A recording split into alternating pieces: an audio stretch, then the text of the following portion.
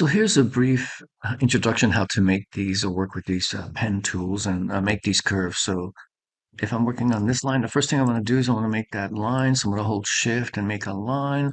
Make sure I have my point that I want, right? I'm going to go to stroke. I want this to be dash. 3 is okay. Click on that.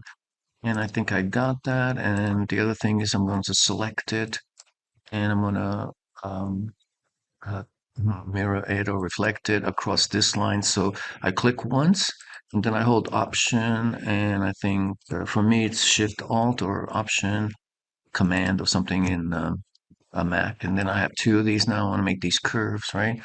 I could bring this in a little bit, and then I want to make the curve. So I just click down once and give us a handle, and then click over here. And I'm holding Shift because I'm going horizontal here, right? But we'll play around with that.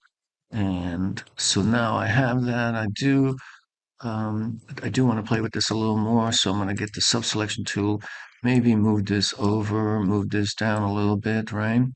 And the other thing that I see, I don't want this to be uh, dashed. So I just take that off and maybe put some arrows here, right? And I don't know, 7 something, right? And now I got that handle. Like I said, it looks pretty good. I'm going to reflect again. I have to select it though, right? So I have to select it and then reflect. This time, yeah. So I click once, I hold Shift and Command or Option, something like that on Mac, and then I made a copy. And then the last thing I want to do is I want to make this last curve. So again, hold and drag the handle out. You can hold Shift, to keep it vertical. And then over here, I'm going to hold Shift to keep it horizontal. I'm going to come over here. It does tell me this is the place for the other one too, so it matches.